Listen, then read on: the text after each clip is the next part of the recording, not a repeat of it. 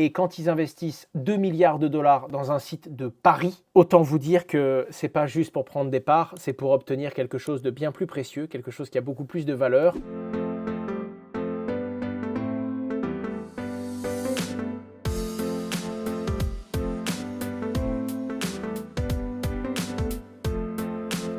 Kraken vient d'acheter une plateforme d'échange régulée, spécialisée dans les dérivés. Donc tout ce qui va être achat avec levier et produits short. Donc globalement, ils ont fait une grosse acquisition, 100 millions de dollars pour rentrer et pour détenir la société Small Exchange qui est régulée. Et ça semble vraiment annoncer leur volonté de reproposer du trading avec effet de levier. Comme vous le savez, l'effet de levier permet d'accélérer et de jouer avec de plus gros montants que ce que vous possédez réellement. C'est dangereux. Sur les crypto-monnaies, c'est vraiment accélérer quelque chose de déjà très rapide et dangereux. Mais quand vous avez 100 dollars, vous pouvez jouer comme si vous en avez 1000. Et une plateforme d'exchange va vous prendre 10 fois plus de commissions. Le trading leverage, c'est clairement là-dessus que les plateformes d'exchange dégagent le plus gros de leurs revenus. Autant vous dire que quand certaines plateformes d'exchange n'ont plus le droit de proposer ça dans des pays régulés comme la France, elles perdent le gros de leurs revenus et elles font tout pour se réguler et pour reproposer ces produits le plus rapidement possible. 32 millions de dollars en numéraire et 67 millions de dollars en actions Kraken. C'est une dinguerie. Autant être payé en actions Kraken, c'est pas sexy.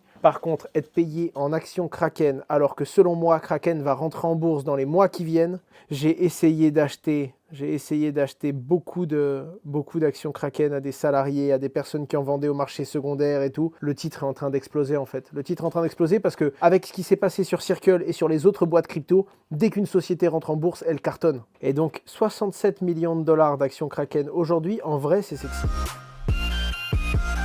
Paxos crée par erreur 300 000 milliards de dollars sur la blockchain Ethereum. Donc vous le savez, le concept d'un stablecoin, c'est d'émettre une crypto-monnaie qui vaut 1 dollar au prorata de la réserve que tu as. C'est-à-dire que tu dois avoir l'équivalent de ta réserve émise sur la blockchain. Ils ont fait une erreur interne et ils ont minté sans faire exprès 300 000 milliards de dollars. Autant vous dire que ça a tout de suite été supprimé et que ces dollars n'avaient pas de valeur. C'est juste une écriture entre guillemets comptable qu'ils ont fait et qu'ils ont tout de suite corrigé, mais qui a fait un petit peu de bruit. L'Ethereum Foundation dépose 16 millions de dollars sur Morpho. C'était un de leurs engagements, faire travailler leur trésorerie pour générer des intérêts. Ces derniers temps, Morpho se positionne comme le protocole phare de la DeFi avec de nombreux partenariats. C'est des Français, je les salue. La France va lancer la première bourse d'actions tokenisée d'Europe. Alors ça, c'est assez intéressant, on n'en a pas entendu parler, mais ils ont obtenu le droit, donc la licence DLT-TSS de la CPR. La CPR, c'est la Banque de France. Enfin, c'est l'autorité de contrôle prudentiel de la Banque de France. Et ça s'appelle LIS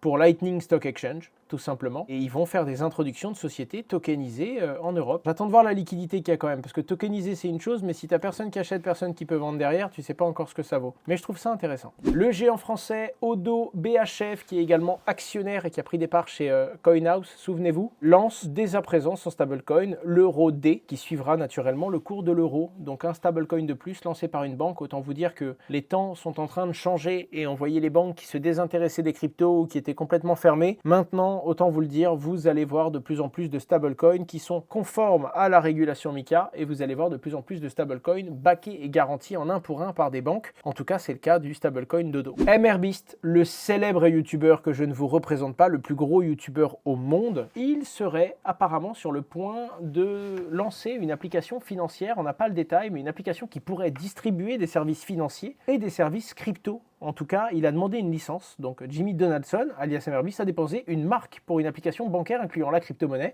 marquant une expansion inattendue de son empire médiatique. La demande de marque, en cours de traitement, vise à offrir divers services financiers numériques, soulignant l'ambition d'MRBeast à transformer sa popularité en véritable institution financière. Lui, c'est un empire. Polymarket a levé 2 milliards de dollars, 2 milliards de dollars sur une valorisation de 9 milliards, ce qui en fait de son fondateur le plus jeune milliardaire de la tech, mais surtout, c'est un pari. C'est pas n'importe qui a investi 2 milliards de dollars, c'est le New York Stock Exchange. Enfin, ICE, la maison mère du New York Stock Exchange. Et quand ils investissent 2 milliards de dollars dans un site de paris, autant vous dire que c'est pas juste pour prendre des parts, c'est pour obtenir quelque chose de bien plus précieux, quelque chose qui a beaucoup plus de valeur. On parle évidemment de la donnée prédictive de Polymarket. Si ça vous intéresse, la vidéo fait 14 minutes et je vous raconte également l'histoire de son fondateur qui franchement a commencé à coder tout seul à 14 ans et qui a fait en 10 ans une boîte qui vaut 9 patates. C'est quand même assez dingue.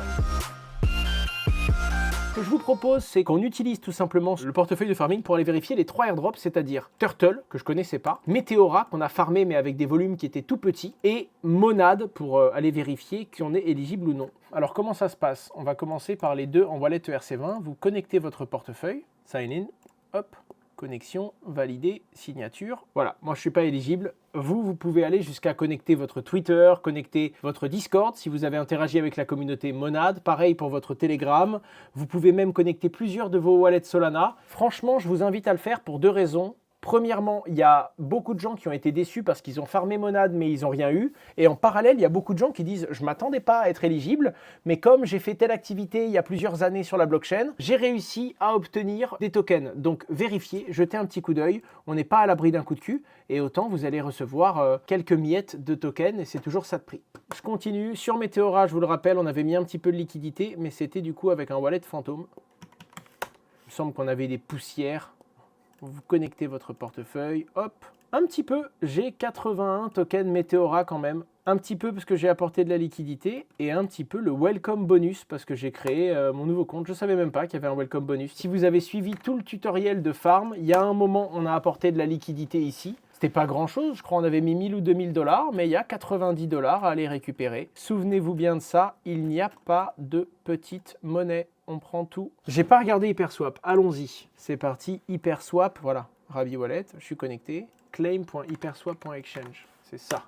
Surprise, surprise. Ouais, 830 tokens swap. Je ne sais pas du tout ce que ça représente. Je n'ai pas l'impression que ça compte les affiliations, mais c'est pas grave, ça fait partie du jeu. Leur système a bug, mais ça fait quand même 830 points. Je pense que ça va valoir un petit quelque chose. J'ai eu 1000 $ de tokens Aster. Et pour être franc avec vous, les amis, ce sont 1000 $ de tokens que j'ai reçus avec le referral. Je vous avais dit qu'on mettait un bonus 100% pour les personnes qui... Enfin, 10% pour les personnes qui utilisent le lien pendant le live. C'est ici. Vous pouvez aller voir directement sur Aster si vous avez farmé le airdrop. Dans airdrop.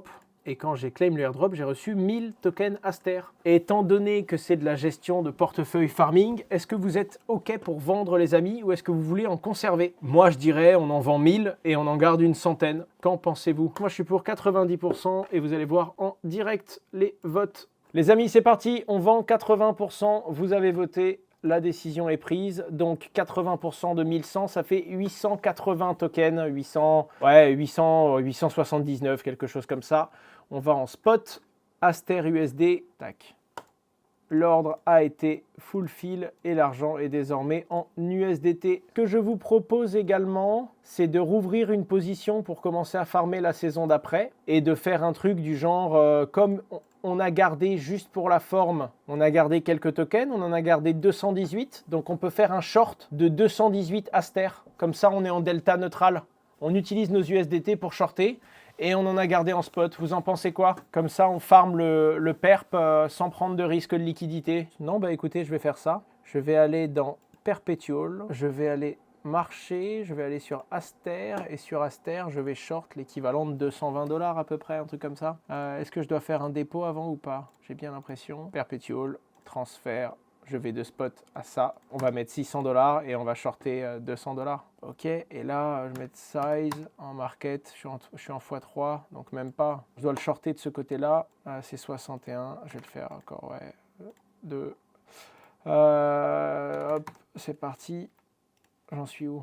Moins 240 Aster, alors qu'ici j'en ai 218, c'est parfait, parfait. Je vais juste ajouter, allez, 30 $, comme ça j'annule ça, ça vient baisser ma position encore un peu. Oh là là, décidément, j'ai été trop vite. Alors ça c'est tout moi. Basta maintenant.